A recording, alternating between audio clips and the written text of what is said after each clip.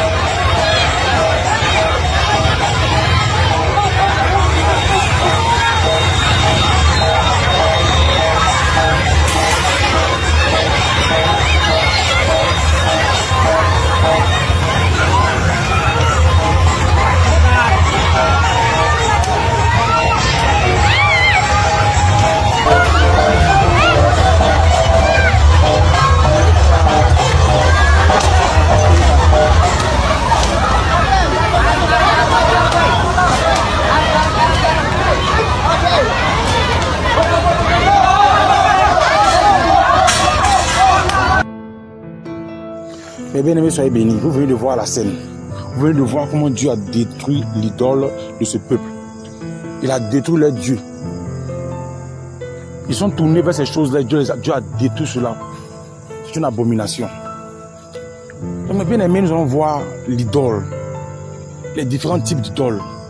Les différents types de Dieu. Tu vas voir ça aujourd'hui. Nous allons voir ça. Chacun va voir dans sa vie l'idole dans sa vie par le Saint-Esprit. Mes bien-aimés, ça c'est l'idolâtrie, hein. faire une statue, se prosterner devant la statue, il vient faire une statue en bois, je sais pas, des pierres, peu importe, et puis se prosterner, c'est une idole.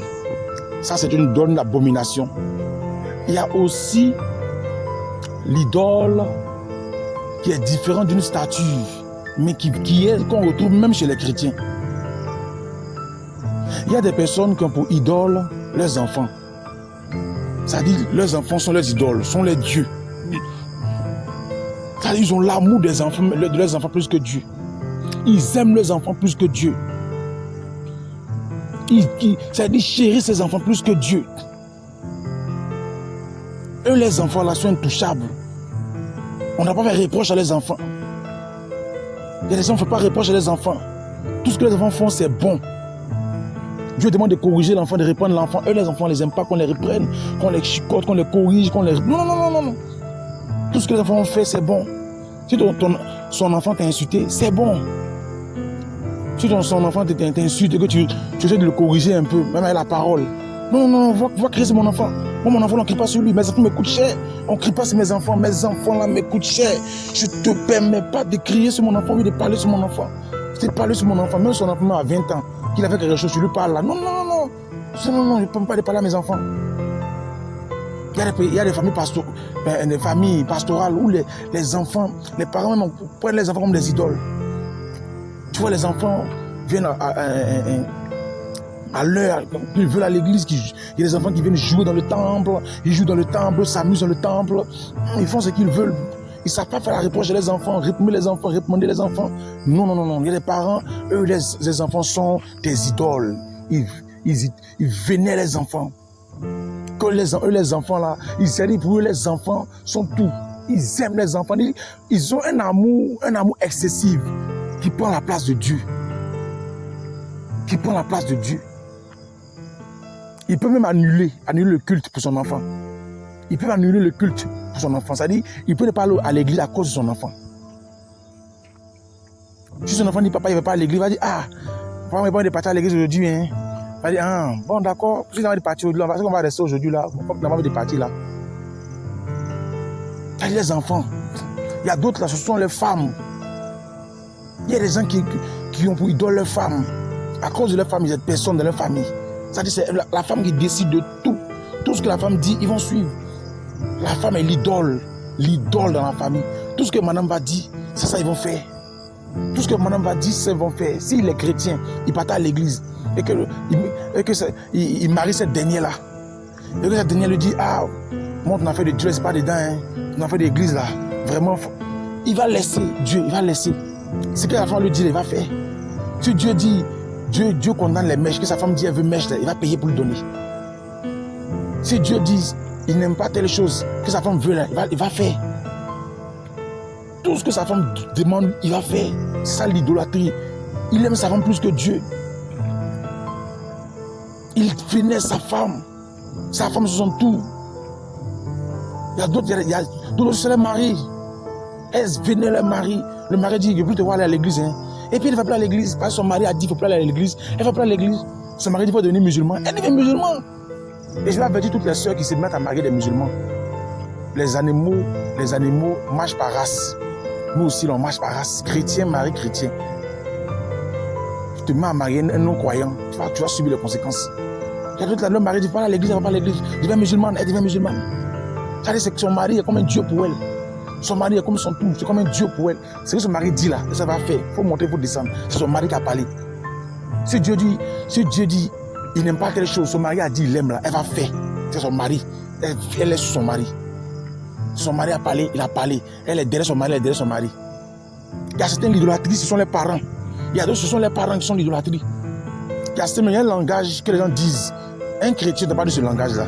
Il y a des gens qui disent, ma mère là, c'est mon Dieu sur terre. Moi je dis, ma mère n'est pas mon Dieu sur la terre. Ma mère est ma mère, elle est celle par qui j'ai passé venu sur la terre. Elle n'est pas mon Dieu sur terre. Mon Dieu sur terre, c'est Jésus-Christ. Mon Dieu dans le ciel, c'est Jésus-Christ. Sur la terre, c'est Jésus-Christ. Sous la terre, c'est Jésus-Christ. Quand j'ai exercé ce monde, c'est tout Jésus-Christ. Sur la terre, c'est Jésus-Christ. Il y a des gens qui pêchent comme ça, qui pêchent contre Dieu, qui pêchent contre Dieu. Là, les mères deviennent des idoles. Oui, moi, ma maman là, c'est mon Dieu sur terre. Hein. Moi, je perds ma maman. Il y a des gens qui sont prêts, qui peuvent chasser les femmes à cause de leur maman. La femme n'a rien fait. Hein. La femme n'a rien fait. Mais comme sa maman dit, la fille qui est là, moi je n'aime pas. Il va chercher la fille, la femme. Il va la mettre dehors. Parce que lui, sa maman a dit qu'il n'aime pas sa femme. Sa maman, c'est son lui, il a mis sa tête. Sa maman, c'est son Dieu sur terre. Donc, il est chrétien pour lui. Il est chrétien. Malgré qu'il est chrétien, il a un deuxième Dieu. C'est de l'idolâtrie. Un deuxième Dieu qui est sa mère. Et sa mère dit, elle n'aime pas sa maman. Sa mère n'aime pas sa maman. Lui, du moment où sa mère dit, elle n'aime pas sa maman. Lui, c'est fini. Sa mère dit, elle n'aime pas sa maman. C'est fini. Et sa mère dit plutôt, elle n'aime pas sa femme. Sa mère a dit qu'elle n'aime pas sa femme. C'est fini. Lui, sa mère dit, j'aime pas ta femme. Ta femme ne plaît pas. Elle est comme ça. C'est fini. Même si la femme, elle est bien. Elle est sur un Christ qui est bien converti. Comme lui, dans son cœur, sa mère est une idole. Elle est un autre Dieu. Parce qu'il dit sa mère est son Dieu sur terre. Du moment où sa mère est son Dieu sur terre, tout ce qu'elle va dire, va faire. Chasse ta femme, va la chasser. Il va la chasser même, il va chasser sa femme. Il va commencer à se comporter bizarrement avec sa femme. Ça dit sa maman là, elle est son Dieu. Sa maman est son Dieu. Ça dit, on ne joue pas avec sa maman. Sa maman est son Dieu. C'est qui, même quand sa maman vient lui rendre visite à la maison, là, c'est ce que sa maman dit là, ils vont manger. C'est ce que sa maman dit là, ils vont manger. Tout ce que sa maman dit, quand elle dit, faites ça, ils vont faire, faites ça, il ne construit plus Dieu, il construit sa maman pour que Dieu, tout ce qu'il veut faire, quand il va entreprendre une activité, il va aller voir sa maman, c'est ce que sa maman va dire là, lui va faire, il ne va pas construire Dieu même. Non. Si sa maman n'aime pas le pasteur, lui aussi il ne va pas aimer le pasteur, sa maman n'aime pas l'église, il va comme ça, il ne va pas aimer l'église, sa maman est son Dieu. L'idolâtrie. Alors ce sont les parents, il y a des filles qui aiment les papas, et beaucoup de filles, il y a des filles, on aime tellement les papas, c'est devenu, les pères deviennent l'idole. Ils sont venus, il y a des filles qui sont sorties les pères, qui ont couché avec les pères. Il y a des filles, si tu es dans ce même cas là, faut te repentir, va confesser ton péché. Cherche des serviteurs de Dieu pour confesser ton péché. Il y a des soeurs qui ont couché avec les pères, qui ont eu des relations intimes avec les pères. Et il y a des femmes qui ont caché ça, elles ont caché ça. Elles sont assises là-dessus. Il ne faut pas dire à quelqu'un qu'elle a couché son papa. Parce qu'elle a tellement idolâtré son papa. Elle rêve à son papa. C'est l'idole. Ça dit son papa jusqu'à fini. Pas fini jusqu'à ce qui ne devait pas arriver à cause de l'idolâtrie. Ils sont finis par le sexe. Le sexe est rentré dedans. La voix de la malédiction a pénétré. L'idolâtrie. L'idole et encore l'idole. Le sexe est rentré. Mais bien aimé. L'idolâtrie, il y a plusieurs types d'idolâtrie. Il y a d'autres qui ont pour l'idolâtrie l'argent. Ils aiment l'argent. Ils peuvent tuer pour l'argent. L'argent pour eux est une idole. Ils aiment l'argent. L'argent est une idole pour eux. Ils vénèrent l'argent. En tout cas, ils ont l'amour de l'argent. L'argent, elle est Dieu. L'argent, elle est Dieu. En tout cas, ils sont prêts à tout. C'est-à-dire, ils peuvent voler les prochains à cause voler l'argent de leurs prochains. Son propre frère, il est capable de voler l'argent de son propre frère. Ils sont prêts à tout, voler n'importe. En tout cas, il est prêt à tout pour l'argent. Il peut abandonner Dieu à cause de l'argent. C'est-à-dire, tout c'est l'argent. Lui, sa vie, c'est l'argent. Il peut sacrifier sa femme pour l'argent. Il peut sacrifier ses parents pour l'argent. L'argent devient une idole pour lui. L'argent devient une idole pour lui. L'idolâtrie, bien aimé. L'idolâtrie. L'argent devient une idole pour lui. Il peut sacrifier, tuer à cause de l'argent. Il peut ôter la vie à cause de l'argent. Il peut tuer à cause de l'argent. Il peut sacrifier à cause de l'argent. Il peut tuer à cause de l'argent. L'argent a devenu une idole pour lui. Et bien aimé, il y a d'autres encore. Hormis l'argent, il y a d'autres, c'est le sexe qui est l'idole. Le sexe, c'est l'idole. Il y a des gens pour eux, ils ne peuvent pas s'arrêter. Ils voulaient Dieu, c'est le sexe. Ils ont un Dieu, le Dieu sexe. Eux, ils vivent que par le sexe, ils ne jurent que par le sexe. Des gens, des frères qui tirent sur tout ce qui bouge. Ils sont mariés, mais ils vont à l'église, mais ils ne restent pas tranquilles. Les sœurs de l'église, là, quand ils voient une sœur, il faut qu'ils voient ils puissent coucher avec elle. Quand ils voient telle sœur, il faut coucher avec elle. Quand ils voient une sœur, même femme mariée, ils tirent sur tout le monde. C'est-à-dire, lui seulement, c'est le sexe seulement. Même la nièce de sa femme, la nièce de sa femme, où il faut qu'il couche avec elle. Même souvent, il regarde ses enfants. La vanité. Tout ce qui est vanité. Ça veut dire vendre des vanités, tout est vanité pour devant. Il y a des personnes qui sont attachées à la vanité, qui ont pour Dieu la vanité, qui ont pour idole la vanité. Ils aiment ça. C'est ça l'idole. Examine ta vie. Tu attaches à ça. Dieu dit n'aime pas, tu es dedans. Dieu dit laisse, tu es dedans. La parole Dieu est ces choses, tu es dedans. Est-ce que tu penses qu'un Dieu saint peut habiter dans un corps qui est rempli de fausseté, faux cheveux, faux cils, faux ongles, faux sourcils, apparence des visages faux, maquillage, make-up, faux teint, fausses fesses, fausses seins. Un Dieu qui est saint, qui est pur, un Dieu qui est le Dieu vrai, le Dieu véritable. Jésus a dit, je suis le chemin, la vérité, la vie. Jésus n'a pas dit, j'ai la vie. Jésus n'a pas dit, j'ai la vie, il dit, je suis la vie. Il n'a pas dit, j'ai le chemin, il dit, je suis le chemin. Jésus n'a pas dit ici, j'ai la vérité, il dit, je suis la vérité. Et toi, tu as Jésus-Christ qui est la vérité en toi. Tu es rempli de faux. Tu es sûr que Dieu peut habiter dans un corps rempli de faux, inondé de faux, qui vit dans le faux. Ton corps est son temple. Dieu dit, ce que Dieu détruit, tu détruis son corps. Et ton corps, qui est son temple, il va te détruire. Et toi, tu as détruit ton corps par la fausseté, par tout ce qui est faux, tout ce qui est sale, faux cheveux, faux cils, faux ongles, les maquillages, les habits sexy, indécents. Tu t'habilles sexy pour séduire qui? Tu t'habilles sexy, tu montes tes cuisses à qui? Tu veux séduire qui? Tu montes tes seins pour séduire qui? Tu t'habilles indécemment pour séduire qui? À qui tu veux plaire? À qui tu veux séduire? Tu veux séduire qui? Tu veux plaire à qui? Ces choses-là te plaisent à Dieu, mais tu t'attaches à ça. Quand on te dit non, mais ça fait rien, tu regardes au cœur, tu cherches des prétextes, tu cherches à te justifier. Souvent le Saint-Esprit te parle à ton cœur, mais tu t'endurcis. C'est de l'idolâtrie. C'est une idole pour toi, c'est un Dieu pour toi. Tu t'attaches à ça, tu ne veux pas laisser, tu attaches ton cœur à ces choses, tu lis ton cœur à ça. Tu attaches ton cœur à ces choses, c'est une idole pour toi. Et quiconque a une idole, quiconque a une idole, a un Dieu dans sa vie, sera rejeté par Dieu. Si tu penses servir Dieu, suivre Dieu, et que tu as un autre Dieu dans ta vie, tu seras rejeté par Dieu. Tu seras délaissé, abandonné par Dieu. Tu seras rejeté par Dieu. Dieu regarde au cœur. Tout ce qu'on fait, je dis tout ce qu'on fait vient du cœur. Les faux cheveux, les faux cils, les faux ongles, le faux teint que tu as, l'habillement indécent, ça vient de ton cœur. C'est parce que ton cœur accepte ces choses, aime ces choses, veut ces choses, désire ces choses que tu fais. Tout ce qu'on fait sur la terre vient d'abord de notre cœur. Jésus-Christ dit, tout commence par le cœur, tout part par le cœur, tout ce qu'on voit vient du cœur. Tu t'habilles mal, ça vient de ton cœur. Tu t'habilles bien, ça vient de ton cœur. Tu mets tout ce qui est faux, faux cils, faux ongles, faux cheveux, faux teint, tout est faux. Tout ces faussetés là, ça vient de ton cœur. Ton cœur, il y a le faux. Voilà pourquoi tu mets des faux sur ton corps et tu t'attaches à ça. Tu veux séduire qui? Tu t'attaches à ça. C'est de l'idolâtrie, c'est un Dieu, un autre Dieu. Les boucles d'oreilles, tout ça. Ça, c'est un signe. Les boucles d'oreilles qu'on met à l'oreille, c'est un signe d'esclavage dans la Bible. C'est pour les esclaves dans la Bible. Et puis encore, c'est un objet d'adoration. Il y a des gens pour adorer là, ils mettent des boucles d'oreilles. Même il y a des magiciens, certains magiciens, chanteurs, les chanteurs magiciens, occultistes, satanistes là. Et ils mettent des boucles d'oreilles, des boucles à l'oreille, comme talisman. Si vous comprenez, comme objet de connexion au monde des ténèbres. Quand ils voient les footballeurs, ils mettent là, c'est pas par plaisir. Hein. Et ils mettent ça comme objet occulte. Quand ils vont dans les loges, on les donne ça, ils mettent à l'oreille. Ils pèsent ici, mettent comme ça les grosses boucles à l'oreille. Les grosses chaînes, il va dire quoi à l'oreille, quoi, ouais. C'est spirituel.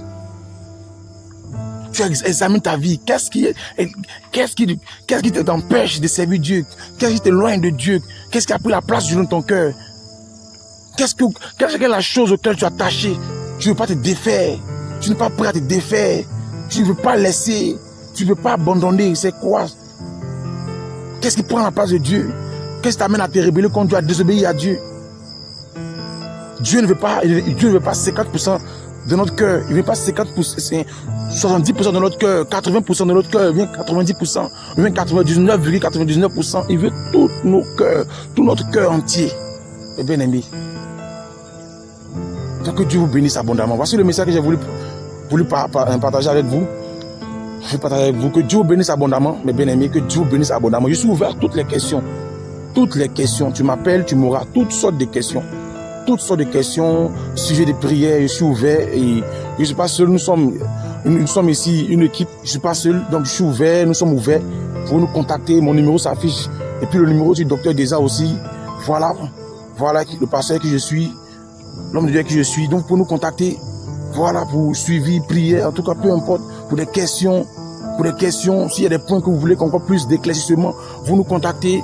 Au numéro qui s'affiche là, vous nous contactez et puis nous allons répondre avec plaisir. Tous ces frères et sœurs qui nous contactent, chaque chose que Dieu fait, on les répond avec plaisir. Et je rappelle, mes bien-aimés, que j'ai une page Facebook. J'ai une page Facebook déjà. J'ai une page Facebook. Voilà, j'ai une page Facebook. J'ai un groupe WhatsApp. Voilà, Jésus c'est médiateur, un groupe WhatsApp. Voilà, un groupe d'enseignement, de prière. Nous prions, nous enseignons aussi par vidéoconférence les frères des différents pays. J'ai aussi un compte Facebook, hein, Israël Waza. Ça va s'afficher. Un compte Facebook. On parle sur Facebook, pour taper Israël Waza. C'est moi, voilà. Je poste là-bas, vous pouvez commenter et puis voilà. Que Dieu vous bénisse. Nous avons aussi un groupe Telegram de témoignages. Le groupe Telegram, c'est uniquement témoignages. Là-dessus, on met les témoignages seulement édifiants, par écrit, ou bien par vidéo. En tout cas, là-bas, c'est bombardé de témoignages. Voilà. Donc que Dieu vous bénisse abondamment. J'ai été très content de partager ce message avec vous. Que Dieu vous bénisse abondamment, abondamment, abondamment. Que la grâce de Dieu soit avec vous. Que l'onction de Dieu soit avec vous. Je sais que Dieu est en train de toucher votre cœur. Je sais que tu viens d'entendre ce message-là. Le Saint-Esprit vient de travailler dans ton cœur, toucher ton cœur. Donc que Dieu vous bénisse abondamment. Je vous dis. Voilà mes bien-aimés, j'aimerais chanter un petit chant avant de vous laisser. Voilà, j'ai voulu vous laisser m'aider chanter un petit chant. Voilà. Un chant avant qu'on se laisse. Ô Dieu, crée en moi un cœur pur. Ô Dieu, crée en moi un cœur pur. Renouvelle en moi un esprit bien disposé. Jésus, crée en moi un cœur pur. Ô Dieu, crée en moi un cœur pur. Ô Dieu, crée en moi un cœur pur. Renouvelle en moi un esprit bien disposé. Jésus, crée en moi un cœur pur. Renouvelle en moi un esprit bien disposé. Jésus, crée en moi un cœur pur. Ô Dieu, crée en moi un cœur pur, un cœur pur. Ô Dieu, crée en moi un cœur pur. Renouvelle en moi un esprit bien disposé. Jésus, crée en moi un cœur pur.